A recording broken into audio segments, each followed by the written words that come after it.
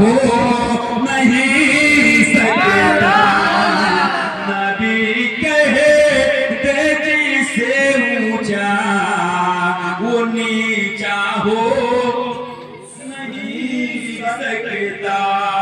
आज आप देख रहे हैं आपका हालात क्या हो गया। हजरत काजी नूह है, अपनी बेटी के लिए, अपनी बेटी के रिश्ते के लिए निकलते हैं। हम आज लोग शादी के फंक्शनों में, मोहल्ले में नहीं, चौराहे पर अपनी बेटी के लिए रिश्ता ढूंढते हैं। लेकिन हजरत काजी नूह है, रोजाना मस्जिद में बैठ जाते हैं और तलाश करते रहते हैं। कौन सा जवान है जिसके चेहरे पर अल्लाह की खशियत का नूर, कौन सा जवान है जिसकी पेशानी से आईफोन की तरह हजरत काजी नूह ढूंढते चले जाते हैं। एक नंबर पे भी वही हाल है। ऐसे में उन्हीं की मस्जिद का एक मौजिन जिसका नाम मुबारक था, मुबारक नाम के उस मौजिन से कहते, मुबारक तुम जवान हो गए हो, शादी क्यों नहीं कर लेते। मुबारक ने कहा, काजी साहब मैं गरीब शादी करबू तो खराब हो, 2 नंबर तक ले ठीक रहो। देखो कहा, मुबारक तुम जवान हो गए हो, शादी क्यों नहीं करते। मुबारक ने कहा, काजी साहब मैं गरीब आदमी हूँ, मेरे पास माल और शर्त नहीं है, रुपया पैसा नहीं है, दौलत और सरबत नहीं है। कौन शख्स है जो अपनी बेटी मुझ जैसे गरीब को देगा। काजी नूह फरमाते हैं, मुबारक अगर तुम शादी करने को तैयार हो तो मैं तुम्हारे लिए रिश्ता तलाश। काजी नूह ने जैसे इतना कहा, मुबारक ने कहा, काजी साहब मैं गरीब आदमी हूँ, मेरे पास मानो सर नहीं है, रुपया पैसा नहीं है, कौन शख्स है जो अपनी बेटी मुझे से गरीब को देगा। काजी नूह ने आखिरकार मुंह खोलकर कह दिया, मुबारक अगर तुम शादी करने को तैयार हो तो मैं अपनी बेटी का रिश्ता तुम्हारे साथ, मैं अपनी बेटी का रिश्ता तुम्हारे साथ कर दूंगा। मुबारक ने कहा, काजी साहब आप इतने दौलतमंद हैं, आइए इतने दौलतमंद है, बात जाने आपको काजी बनाया है, चीफ जस्टिस के मनसब पर आप फाइज है, आपके गरीब आदमी एक मस्जिद का मौजिन जो सुबह को निकलता है नमाज फजर से पहले तक, सुबह को निकलता है नमाज फजर के बाद जोहर से पहले तक सिर्फ 2 रोटी बनाता है और उस 2 रोटियों पर अपना गुजारा करता है। अगर आप अपनी बेटी का रिश्ता उस मौजिन के साथ कर देते हैं तो लोग आपको चैन से जीने देंगे, सुकून की सांस लेने देंगे। लोग तो यही कहेंगे कि काजी साहब ने कहां से मखमल में टाट का पैबंद लगा लिया है। काजी साहब फरमाते हैं, मुबारक लोग कुछ भी कहे मुझे इसकी परवाह नहीं, अगर तुम हाँ कर दो तो मैं अपनी बेटी का रिश्ता तुम्हारे साथ कर दूंगा। फिर क्या था, मुबारक ने हाँ कर दी। मुबारक के हाँ कर देने के बाद काजी नूह ने अपनी बेटी का रिश्ता मुबारक के साथ कर दिया। इस्लाम के शहजादों, मुबारक भी कोई मामूली इंसान नहीं थे।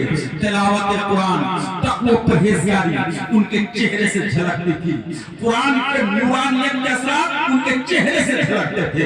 मुबारक का निकाह हो गया। अब मुबारक अपनी नई नवेली दुल्हन को लेकर मस्जिद के करीब अपनी बीवी को ठहराया। अल्लाहू अकबर। अब शादी की पहली रात है, वो रात जो जिंदगी की पहली रात हुआ करती है। उस रात में इंसान सबसे बेगाना होकर किसी और का होकर के रहता है। ऐसा लगता है कि गोया कि इस दुनिया का मुसाफिर नहीं, किसी और दुनिया का मुसाफिर हो। अल्लाह अल्लाह। अब काजी नूह की बेटी को सजाकर मुबारक के हुजरे में पहुंचा दी गई। मुबारक अब जैसे ही एंट्री करते हैं अपने हुजरे में, मुबारक ने देखा काजी नूह की बेटी को सलाम उसने किया, अपने सलाम का जवाब दिया। हजरत मुबारक ने कहा, काजी नूह की चहेती बेटी ये मुसल्ला लो और इस पर तुम भी पूरी रात इबादत इलाही में गुजार दो। इधर मैं भी आपके सामने इबादत इलाही में गुजार देता हूँ। पूरी रात दोनों मियां बीवी ने इबादत इलाही में गुजार दी। सुबह की अजान फिर मुबारक ने पढ़ी, نماز فجر کے بعد قاضی نوح نے مبارک کے چہرے کو دیکھا، دیکھنے کے بعد ان کی آنکھوں میں خون کی لکیریں اتر آئی، ان کا چہرہ سرخ ہو گیا۔ مبارک کے پاس گئے، کہے مبارک میں اپنی بیٹی کے پاس گئے، کہا بیٹی تمہارے شوہر کا چہرہ وہ چہرہ نہیں ہے جو پہلی رات گزارنے والے شوہر کا چہرہ ہوتا ہے۔ بیٹی کہتی ہے ابو جان انہوں نے رات مجھ سے کوئی گفت و شنید بھی نہیں کی، مجھے ہاتھ بھی نہیں لگایا، بس مسلح دے دیا، کہا لو اس کو پوری رات عبادت الہی میں گزار دو، ادھر میں بھی تیرے آگے عبادت الہی میں گزار دیتا ہوں۔ پوری رات ہم لوگوں نے عبادت الہی میں گزار دی۔ مبارک کا جیسے ہی بیٹی نے اتنا کہا، قاضی نوح کا چہرہ اور سرخ ہو گیا، ان کی آنکھوں میں خون کی لکیریں اتر آئیں۔ سیدھے مبارک کے پاس گئے، کہا مبارک میں تمہیں بہت متقی سمجھ کر اپنی بیٹی کا رشتہ تمہارے ساتھ کیا تھا، میں تمہیں بہت نیک سمجھ کر اپنی بیٹی کا رشتہ تیرے ساتھ کیا تھا، تو نے رات میری بیٹی کے ساتھ کیا کیا، اس سے پیار و محبت کی باتیں بھی نہیں کی۔ اللہ اکبر، اتنا سننا تھا۔ مبارک کہتے ہیں قاضی صاحب آج ہی نہیں، صرف رات ہی نہیں گفت و شنید کیا، اور گفت و شنید میں نے پیار و محبت کی باتیں نہیں کی، بلکہ آج بھی نہیں کروں گا۔ اسی طرح سے 40 راتیں اور گزریں گی۔ اللہ اکبر، قاضی نوح اتنا سنتے ہیں، فرماتے ہیں مبارک 40 دن کوئی خاص بات ہے کیا؟ مبارک نے کہا ہاں قاضی صاحب بادشاہ نے آپ کو قاضی بنایا ہے، چیف جسٹس کے منصب پر بادشاہ نے آپ کو فیصلہ کیا ہے، آپ بادشاہ کا نوکر ہیں، بادشاہ کے ہاں نوکری کرتے ہیں، بیت المال سے آپ کو جو تنخواہیں ملتی ہے اس کا کھانا پینا ناجائز و حرام تو نہیں، البتہ تقوی کے خلاف ضرور ہے۔ یہ مصطفیٰ کی ذات گویا کہ میں یہ نہیں چاہتا کہ آپ کی بیٹی کے اوپر جو آپ کے لقمے کا اثر چڑھا ہے۔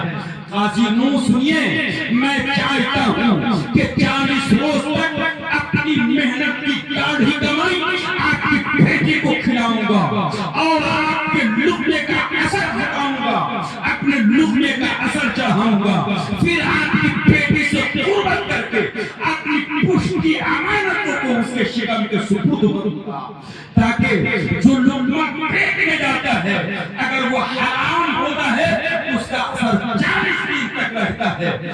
میں آپ کی بیٹی سے زیادہ مجھے آنے والی اپنی اولاد کی فکر ہے، اپنی آنے والی نسل کی فکر ہے۔ اتنا سننا تھا، قاضی نوح تڑپ جاتے ہیں، قاضی نوح تڑپ کر کے حضرت مبارک کو سینے سے لگاتے ہیں، رب کی بارگاہ میں عریضہ پیش کرتے ہیں، اے دنیا کو وجود میں لانے والا خالق و مالک، اے دنیا اے رب قدیر، میں جیسا دماغ تلاش کرتا تھا تو نے اسے بہتر دماغ عطا فرمایا۔ اب قاضی نوح اپنی 40 راتیں جب گزر جاتی ہے، اپنی بیوی کے قریب جاتے ہیں، اور پہلی رات ہے اللہ اکبر اپنی پشت کی امانت کو اپنی بیوی کے شکم کے حوالے کر دیتے ہیں۔ پھر 9 مہینے کے بعد جو اولاد پیدا ہوتی ہے، اتنی نیک اور صالح اولاد پیدا ہوتی ہے، اسی اولاد کو دنیا عبداللہ ابن مبارک کے نام سے جانتی ہے۔ اتنے بڑے عالم پیدا ہوتے ہیں، اتنے بڑے متقی اور پرہیزگار محدث پیدا ہوتے ہیں کہ جن کو حضرت امام اعظم فرماتے ہیں کل قیامت کے دن رب تبارک و تعالیٰ نے مجھ سے پوچھ دیا اے نعمان دنیا سے کیا لے کر کے آئے ہو، تو میں عبداللہ ابن مبارک پیش کر دوں گا۔ اے اسلام کے شہزادوں پتہ کیا چلا، معلوم کیا ہوا کہ اگر باپ اچھا ہے، ماں اچھی ہے، نسل انسانی کی بریڈ اچھی ہے، اولاد جو پیدا ہوتی ہے ملت پیدا ہوتی ہے، اولاد مجاہد ملت پیدا ہوتی ہے، اولاد اعلیٰ حضرت سرکار پیدا ہوتی ہے۔ اس لیے اے لوگوں اپنی اولاد کو پڑھاؤ، اپنی بیٹیوں کو پڑھاؤ، अपने बेटे को पढ़ाओ। अपने माँ बाप के साथ बस मैं 2-3 मिनट में अपनी गुफ्तगू को खत्म कर दूंगा।